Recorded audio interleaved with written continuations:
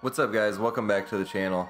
As you can see, we're back here in Forza Horizon 4 today for the start of the autumn season, and today's video we're going to be checking out the car we get for completing the trial event, the 2018 Volkswagen number 94 IDR Pikes Peak car. This is a very insanely fast car, not because of top speed so much, because this is an electric car. A lot of electric vehicles don't have a crazy high top speed. It's more about the acceleration, and this car has an insane amount of downforce, so it's just a super grippy car around the track. And from the little bit I did drive it here in the game to get it down the road from the festival, I keep forgetting this thing only has one gear, but I just drove it down the road to get it away from the festival and not have to worry about the music down there. It blew my mind how well this thing just sucks to the road. It does not budge at all. It almost feels the car, makes the car feel like laggy almost, and like it's really slow because it feels like it's like nothing to get through corners. It's a very odd feeling vehicle to drive for sure. It definitely doesn't feel quite like your normal hill climb vehicles would that are just insanely fast with downforce.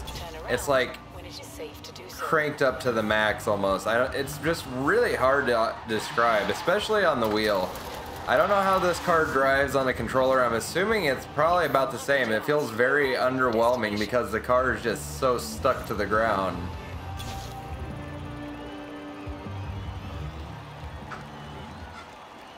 It does have a very cool design to it, I gotta say. I really like the lights on the front. It's really sick at nighttime when they're lit up. But the reason I brought this car over here to Fortune Island is so we could go ahead and jump in here and do this Hillclimb event, because it's one of the few real hill climb events we have here in Horizon. And I do want to mention, from that little bit there I did drive with the controller, the car does feel very slow and odd even on the controller. It's just such a strange feeling.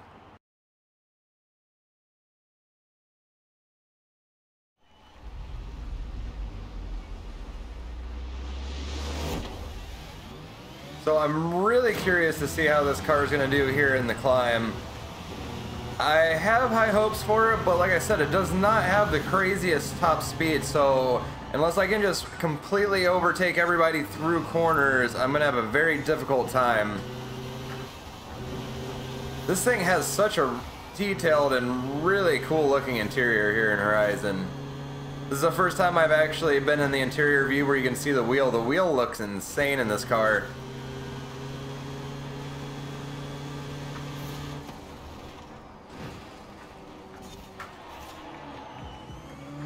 Has a terrible little bit of understeer coming out of the corners. This could be the all-wheel drive system. I might need to get in the throttle just a little bit more.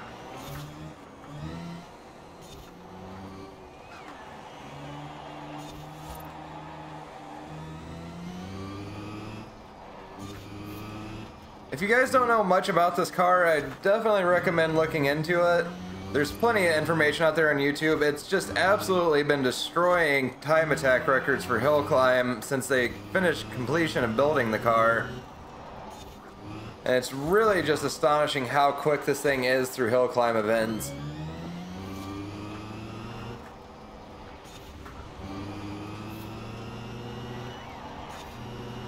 It definitely is just such... Went to change my view and I hit rewind instead. It's just such a different feeling vehicle to drive. It's almost kind of lazy and boring to drive this thing almost, because it's just got so much grip. And there's no shifting going on. All you literally do is just gas and brake, and it's very little brake.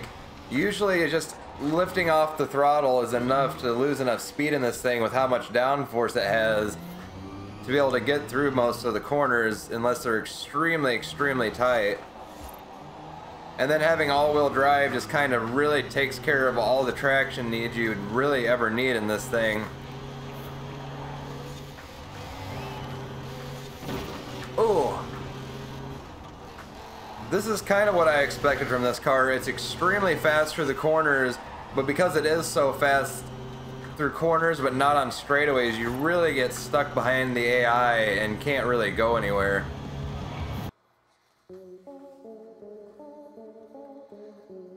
For my first time driving the car, I'm not going to complain about 8th place, especially on this circuit, because I literally almost never come over here and do the climb anymore.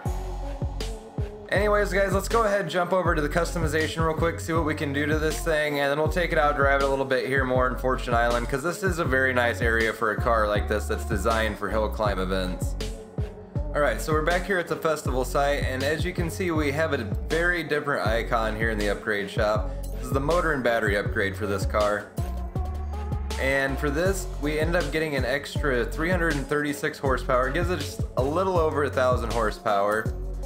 But that's really not the problem this car has still, because even after upgrades, from what I've been hearing, the car is still kind of limited to 150 miles an hour, which really sucks, because this thing could be an absolutely amazing X-Class time attack car here in Horizon if we just didn't have so much of a top speed restriction on this thing. It really sucks that it does have that. Can't really do much for tires. We can go ahead and throw rally tires on it, which this would actually be really cool to do, especially over here on Fortune Island, some of the like rally style hill climb events. It could definitely be some insane times you could set with this thing. I would have to go out on a limb and guess. Very, very sparse on upgrades for this car. As you can see, we can do rally springs on it, and that's literally it. Battery upgrades, you can do tire width, you can change the wheels out. Not a whole lot at all we can do to this car, but I did want to go ahead and go over it in this video for you guys.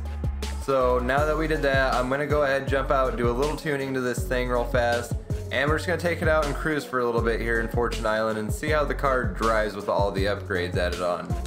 I didn't actually do a whole lot to tuning. It was mostly tire pressure and alignment I changed a little bit. Besides that, it's basically still how the car comes set up and tuned.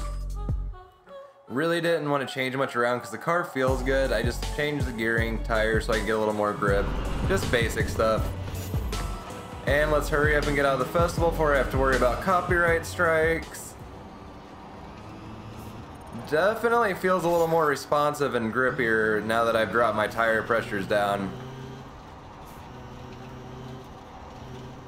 You can for sure feel this thing's got more power, although it doesn't really change a whole lot about the car because it wasn't really restricted before on acceleration. It does accelerate faster, don't get me wrong. You can tell the car is for sure a little bit quicker than it was. But it's not like an insane improvement you would expect from 300 horsepower, really.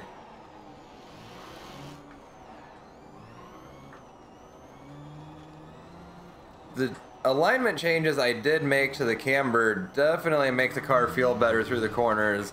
I feel like a lot of the cars have way too much camber setup coming right out of the box, at least on the wheel setup and how the cars handle on a wheel. And then once you drop it down, they just become insanely good and grippy and predictable through corners. You can push them a lot harder. A little bit of tire slip coming up the Needle Peak here.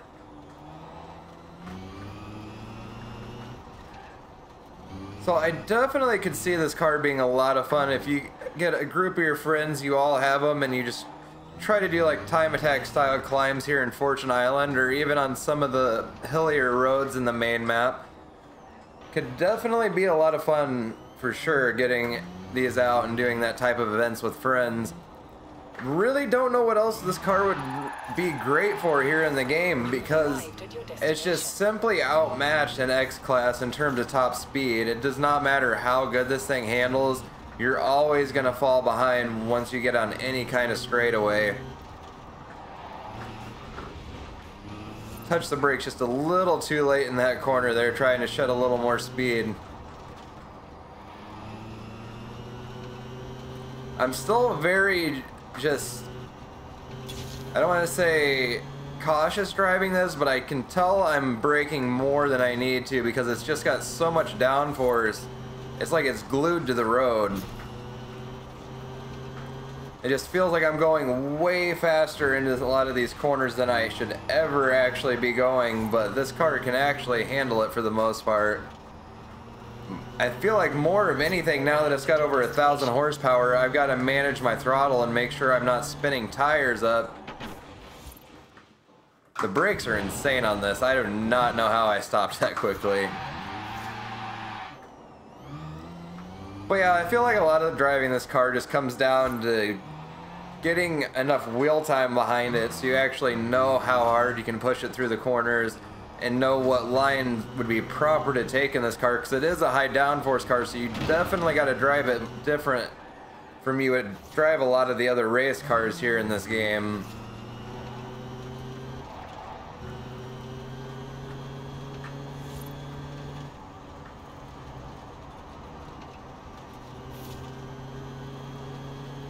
It's just so eerie driving a car with just that whirring noise the entire time. It does not matter how many times I've drove electric vehicles like this in sim games, it just always something strange about it.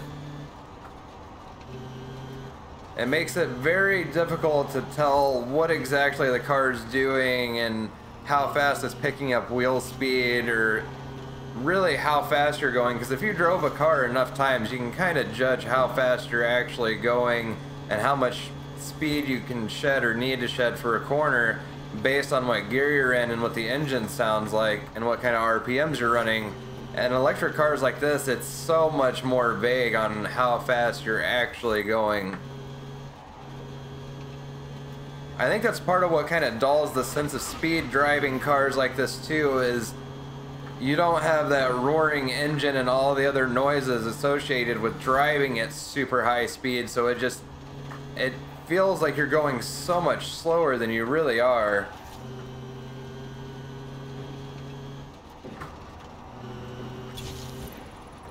It did not take long at all in this thing to loop most of the way around the map. Well guys, that's going to do it for today's video. I really hope you enjoyed this one. You guys definitely need to try to get this car if you can. I know the trial events can be a little annoying and frustrating to get through.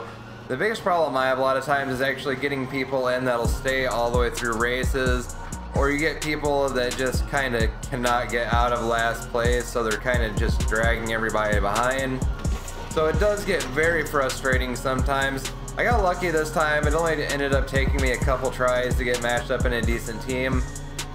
Although it did take well over an hour because I kept having trouble getting dropped when I was trying to match make. But other than that, this one was actually not terrible overall to get. It is a very odd series because it is S2 anything goes cross-country events, which kind of messed me up because I took my 918 Porsche Spyder out to do the event with, and it took me a couple tries to really get the hang of the car off-road. It's doable for sure with supercar like that. You've really got to manage throttle a lot more, especially not being on rally tires or anything in this game. But I did manage to do it in the 918 Spyder I have set up for road racing, which kind of crazy I made it through it. I was really shocked that I did. Anyways guys, if you did enjoy today's video, don't forget to hit that like button down below, comment and subscribe, and I'll see you guys in the next one.